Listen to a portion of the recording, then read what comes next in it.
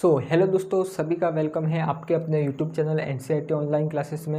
And सभी का एक बार फिर से इस नए प्लेटफॉर्म पर न्यू सेशन पर सभी का स्वागत है। तो फाइनली हम आज का जो 1 जुलाई है, 1 जुलाई को हम न्यू सेशन को स्टार्ट करने वाले हैं। मॉर्निंग में ही हमने यहाँ पर क्लास 10 का जो न्यू सेशन था 2025-26 का, उसको हमने स्टार्ट कर लिया था। जस्ट अभी हम 2025-26 का क्लास 12 का जो सेशन है उसको स्टार्ट करने वाले हैं। आज 1 जुलाई है एंड 1 जुलाई से ही हमारा जो न्यू सेशन है उस न्यू सेशन को हम स्टार्ट करने वाले हैं। तो फाइनली आज जो हम ये क्लास लेने वाले हैं वो क्लास 12 की जो सिलेबस है उस सिलेबस के रिलेटिव हम क्लास को लेने वाले हैं। तो कंप्लीट वीडियो को एंड तक देखना है, जिससे आपके क्लास 12 का जो भी हम फर्स्ट यहाँ पर सब्जेक्ट रहने वाली है उस सब्जेक्ट को देखेंगे एंड उसी सब्जेक्ट से रिलेटिव जितना भी आपका सिलेबस रहने वाला उस सब्जेक्ट का जो सिलेबस है उसको हम कंप्लीट यहाँ पर मार्किंग करने वाले हैं कि कितने मार्क्स का जो आपका यहाँ पर मटेरियल जो है आप सिलेबस रहने वाला है। तो वो कंप्लीट डिटेल में हम बात करेंगे।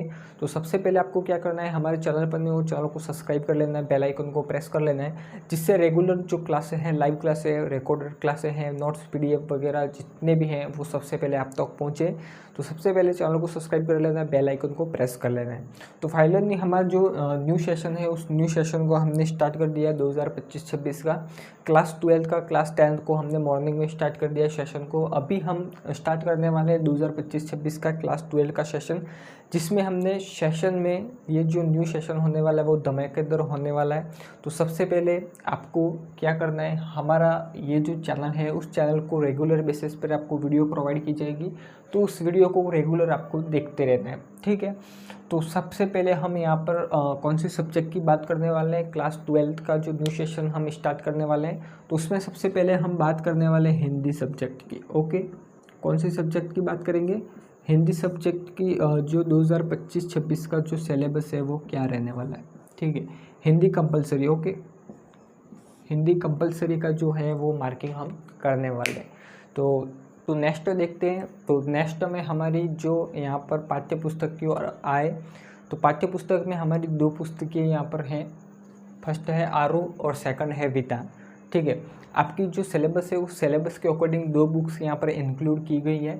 फर्स्ट बुक है आरो, सेकंड है वितान। अभी जस्ट आप देख सकते हैं आरो के 2 खंड है, एक काव्य खंड भी है, एक गद्य खंड भी है, ठीक है।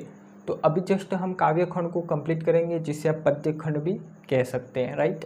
तो सबसे पहले हम क्या करेंगे, आरो जो बुक है हमारी सिलेबस के अकॉर्डिंग, उस सिलेबस के अकॉर्डिंग हम आरो बुक के जो काव्य खंड है उसके जितने भी चैप्टर है उस चैप्टर को यहाँ पर देखने वाले हैं। तो सबसे पहले यहाँ पर देख सकते हैं आप हरिवंश राय बच्चन, ठीक है। काव्य खंड का जो पहला चैप्टर हमारा रहने वाला है वो यहाँ पर रहने वाला है हरिवंश राय बच्चन की 2 जो यहाँ पर कविता हैं, ठीक है। पहली कविता है आत्मपरिचय एंड सेकंड जो कविता है वो है एक गीत, ठीक है। दोनों की यहाँ पर कविताएं आप देख सकते हैं हरिवंश राय बच्चन की आत्मपरिचय एंड एक गीत, ठीक है। ये पहला जो चैप्टर है उस चैप्टर की दोनों कविताएं, ठीक है। तो ये काव्य खंड है, पद्य खंड जिसे कह सकते हैं, जिसमें आपको कविताएं 2 पढ़नी है। सेकंड यहाँ पर चैप्टर देख सकते हैं, पहला चैप्टर कंप्लीट है। सेकंड यहाँ पर आप देख सकते हैं आलोक दनवा का सिर्फ एक ही कविता आपको पढ़नी है, जिस कविता का नाम क्या है, पतंग कविता। तो ये आपके सेकंड चैप्टर रहने वाला है आलोक दनवा का पतंग कविता, राइट। तो इसमें सिर्फ एक ही कविता है, आपको एक ही कविता आपको पढ़नी है अपने सिलेबस के अकॉर्डिंग, ठीक है। इसके बाद थर्ड चैप्टर यहाँ पर देख सकते हैं, थर्ड चैप्टर का नाम है कुंवर नारायण, ये राइटर है, ठीक है। इन राइटर की 2 कविताएं यहाँ पर लिखी गई हैं, कविता के बहाने और बात सीधी थी पर, ठीक है। तो ये दोनों कविताएं कुंवर नारायण के द्वारा लिखी गई है, ठीक है। तो ये दोनों कविताएं आपको पढ़नी है। इसके बाद देखिए फोर्थ चैप्टर, तो फोर्थ चैप्टर यहाँ पर देख सकते हैं रघुवीर साय की एक कविता है कैमरे में बंद अपाइज, ठीक है। कैमरे में बंद अपाइज सिर्फ एक ही कविता है जिसको यहाँ पर सिलेबस में इंक्लूड किया गया है। तो आपको एक ही कविता है जो वो उसको पढ़ना है आपको। तो यहाँ पर देख सकते हैं फोर्थ यहाँ पर राइटर हैं एंड उनकी जो कविता हैं वो यहाँ पर लिखी गई है। तो इन सबको आपको अपने नोटबुक में नोट कर लेना है, जिससे आपको अपने एग्ज़ाम की तैयारी में दिक्कत ना आए। एंड इसी प्रकार ये जो सिलेबस है उसके अकॉर्डिंग आप अपने सिलेबस को कंप्लीट कर सकते एंड अपनी तैयारी को बेहतरीन कर सके, राइट। तो सबसे पहले हम यहाँ पर देखेंगे, इसके बाद 4 चैप्टर हमने देख लिए। इसके बाद आपका आता है 5वां चैप्टर, ठीक है। 5वां चैप्टर की जो कविता है उषा, ठीक है। इस कविता में उषा में क्या बताया गया है वो कंप्लीट हम डिटेल में देखने वाले, डिटेल में चैप्टर्स को पढ़ने वाले हैं, तो चैनल पर बने रहना, ठीक है। तो छठा यहाँ पर का चैप्टर है सूर्यकांत त्रिपाठी निराला का, ठीक है, बादल राग। सूर्यकांत त्रिपाठी निराला का एक ही यहाँ पर कविता है बादल राग, राइटर सूर्यकांत त्रिपाठी निराला है और इनकी जो कविता है वो है बादल राग। इसके बाद 7 चैप्टर देख सकते हैं तुलसीदास की 2 कविताएं यहाँ पर बताई गई है। एक तो कवितावली है लक्षण मूर्छा और राम का विलाप, इस पर बताया गया है तुलसीदास में, ठीक है। ये आपका 7 चैप्टर होने वाला है। इसके बाद 8th चैप्टर देखिए तो फिराक गोरखपुरी का रुबाइया, ये एक कविता है, फिराक गोरखपुरी उनके राइटर हैं एंड उनकी जो लिखी गई कविता है वो है रुबाइया, ठीक है। इसको आपको कंप्लीट करना है। इसके बाद यहाँ पर 9 चैप्टर देख सकते हो उमाशंकर जोशी है, जिनकी 2 कविताएं यहाँ पर लिखी गई हैं, छोटा मेरा खेत और दूसरी कविता है बगुलों के पंख, ठीक है। तो ये 2 कविता हैं, छोटा मेरा खेत और दूसरी है बगुलों के पंख, राइट। तो ये 2 कविताएं सिर्फ आपको पढ़नी है, इससे ज़्यादा नहीं पढ़नी है, क्योंकि आपके सिलेबस में 2 ही कविता है जो दे रखी है, ठीक है। तो आपको आरोह जो है आपकी बुक, उस बुक में यहाँ पर काव्य खंड, एक खंड और बाकी है गद्य खंड, अभी जस्ट काव्य खंड देखने वाला है। तो काव्य खंड में आपका हरिवंश राय बच्चन की 2 कविताएं यहाँ पर इंक्लूड यहाँ पर बताई गई है, ठीक है। इसके बाद यहाँ पर देख सकते हैं आलोक धनवा का एक कविता है, कुंवर नारायण की 2 कविताएं हैं, रघुवीर साय की सिर्फ एक ही कविता है, उमाशंकर शमशेर सिंह बहादुर की एक कविता है, सूर्यकांत त्रिपाठी निराला की एक ही कविता है, तुलसीदास की आपको 2 कविताएं पढ़नी होंगी, राइट। तो फिराक गोरखपुर की एक ही है, उमाशंकर जोशी की 2 है, छोटा मेरा खेत और बगुलों के पंख। तो ये आरोह की काव्य खंड है और काव्य खंड के चैप्टर्स इंक्लूड किए गए। तो आप जल्दी से एक स्क्रीनशॉट ले लीजिए। पर आरोह की गद्य खंड की ओर देखें तो यहाँ पर हमारे गद्य खंड में देख सकते हैं कितने चैप्टर हैं। यहाँ पर आपके 1 2 3 4 एंड 5 6 चैप्टर हैं, यानी कि 6 चैप्टर आपके यहाँ पर गद्य खंड में, ओके। तो यहाँ पर 6 चैप्टर गद्य खंड में, तो आपके 9 जो चैप्टर हैं वो आपके काव्य खंड में, ठीक है। काव्य खंड में 9 चैप्टर हैं। इसके बाद से 9 से लगा के जो 15 चैप्टर हैं वो आपके गद्य खंड में। तो गद्य खंड में क्या है, जैसे कि आपको कहानी टाइप आपके जो चैप्टर्स हैं वो होते हैं, ठीक है। कहानी के रूप में आपको चैप्टर को याद करना रहता है। तो सबसे पहला जो चैप्टर हम गद्य खंड में देखें तो वो है 10वां महादेवी वर्मा का भक्तिन चैप्टर है, अच्छा चैप्टर है, ठीक है। भक्तिन जो चैप्टर है वो अच्छा चैप्टर है, आपको पढ़ते ही भाई इजी वे में आपको याद हो जाएगा जो भक्तिन चैप्टर है उसके बारे में, ठीक है। तो उसके बारे में भी कंप्लीट हम चैप्टर को पढ़ेंगे। इसके बाद यहाँ पर देख सकते हैं 11th यहाँ पर चैप्टर है आपका जनेंद्र कुमार का बाजार दर्शन, ठीक है। जनेंद्र कुमार का जो बाजार दर्शन है वो आपका नेक्स्ट चैप्टर रहने वाला है। इसके बाद यहाँ पर देखें आपका अगला चैप्टर रहने वाला है धर्मवीर भारती का काले मेघा का पानी दे, ठीक है। इसके बाद 13वां चैप्टर देख सकते हैं फणेश्वर नाथ रेणु का पहलवान का ढोलक, जो नेक्स्ट आपका 13वां चैप्टर है। इसके बाद 14वां चैप्टर आपका हजारी प्रसाद द्विवेदी का शीरीष के फूल, ठीक है, शीरीष के फूल वाला चैप्टर है। इसके बाद नेक्स्ट एंड आपका जो चैप्टर रहने वाला है वो बाबा साहेब भीमराव अम्बेडकर के 2 यहाँ पर आपके कहानियाँ रहने वाली है, जिन कहानियों को आपको पढ़ना है। एक तो श्रम विभाजन और जाति प्रथा, दूसरा है मेरी कल्पना का आदर्श समाज। ये आपको चैप्टर्स पढ़ने होंगे। यहाँ पर देख सकते हैं आपको 6 चैप्टर ऑलरेडी यहाँ पर गद्य खंड में हैं, ज़्यादा चैप्टर्स नहीं है। महादेवी वर्मा राइटर है, जनेंद्र कुमार राइटर हैं बाजार दर्शन के, धर्मवीर भारती राइटर हैं काले मेघा पानी दे, ठीक है। इसके बाद फणेश्वर नाथ रेणु पहलवान का ढोलक है, शीरीष के फूल जिसके राइटर हजारी प्रसाद द्विवेदी हैं, श्रम विभाजन और जाति प्रथा, मेरी कल्पना का जो आदर्श समाज है जिनके राइटर कौन है बाबा साहेब भीमराव अम्बेडकर, ठीक है। तो ये आपके 6 चैप्टर है जो कि गद्य खंड में इंक्लूड किए गए हैं, ठीक है। तो ये आपके आरोह की जो बुक है उस बुक के कंप्लीट जितने भी चैप्टर हैं, कौन कौन से चैप्टर वो मैंने बता दिए। ये आपके सिलेबस के अकॉर्डिंग है, 2025-26 का जो सिलेबस है उस सिलेबस के अकॉर्डिंग आपको ये जो चैप्टर है वो चैप्टर अपने एग्ज़ाम के लिए जो 2026 में होने वाली एग्ज़ाम के लिए इन चैप्टरों को आपको कंप्लीट करना है, ठीक है। तो ये मैंने चैप्टर्स बता दिए। अब हम बात करेंगे हमारी जो सेकंड बुक है वितान, उस वितान के कितने चैप्टर्स हैं तो उस सिलेबस को बात करेंगे।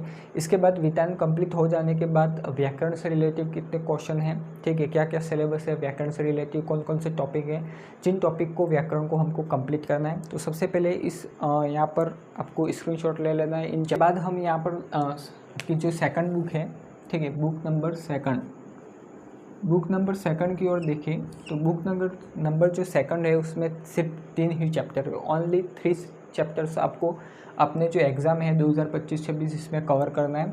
तो पहला जो चैप्टर है वो है सिल्वर वेल्डिंग, जिसके यहाँ पर राइटर हैं मनोज श्याम जोशी।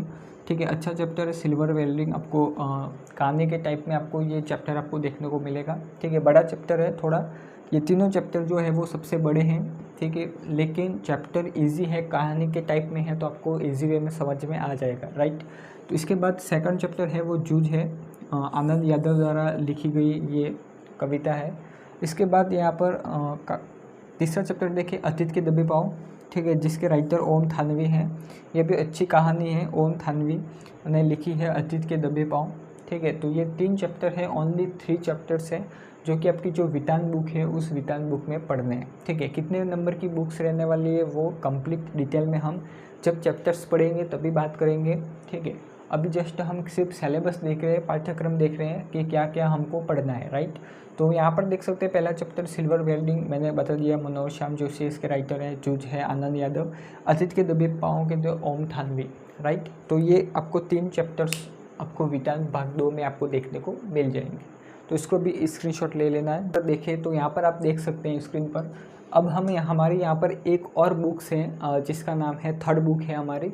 ठीक है, अपनी जो मेन बुक्स हैं वो तो 2 ही हैं, एक आरोह है, एक वितान है, लेकिन ये आपके व्यावहारिक व्याकरण के अंतर्गत आता है अभिव्यक्ति और माध्यम, जो कि एक और बुक है जिसमें आपको क्या क्या पढ़ना है। ठीक है, वो देख लेते हैं। इसमें भी आपको छोटे मार्क्स के क्वेश्चन जो है वो पूछे जाते हैं। तो पहला यहाँ पर देख सकते हैं पॉइंट आपका टॉपिक रहने वाला है विभिन्न माध्यमों में लेखन, यानी कि ये एक टॉपिक है अलग, जिसमें से थोड़े बहुत 2 नंबर के 3 नंबर के क्वेश्चन जिसको आपको याद करना रहता है। तो विभिन्न माध्यमों में लेखन ये आपका एक टॉपिक रहने वाला है। सेकंड टॉपिक देख सकते हैं विशेष लेखन स्वरूप और प्रकार, यह भी एक टॉपिक है। एंड थर्ड टॉपिक आपका रहने वाला है कहानी का नाट्य रूपांतर रेडियो नाटक। ठीक है, ये आपकी जो बुक रहने वाली है बुक थर्ड कह सकते हैं आप। ठीक है, बुक थर्ड आप कह सकते हैं, जो कि एक अलग बुक रहती है अभिव्यक्ति और माध्यम, जो कि आपको मिली होगी अपने स्कूल के ओर से। ठीक है, तो ये आपको 3 जो टॉपिक है उस टॉपिक को आपको इस बुक से कवर करना है अभिव्यक्ति और माध्यम से, जो कि हमारे द्वारा कराया जाएगा आपको। ठीक है, इसके बाद आपका नेक्स्ट एंड आपका अंतिम पॉइंट आता है, यहाँ पर देख सकते हैं कौन सा पॉइंट है यहाँ पर इंक्लूड किया गया है, व्यावहारिक व्याकरण। इसमें से ज़्यादा क्वेश्चन बनते हैं। सबसे पहला यहाँ पर देख सकते हैं भाषा है, आपको भाषा से जो है शॉर्ट क्वेश्चन पूछे जाते हैं। व्याकरण एवं लिपि, ठीक है, ये 1 लाइनर 2 लाइनर क्वेश्चन जो है वो इससे पूछे जाएंगे आपके।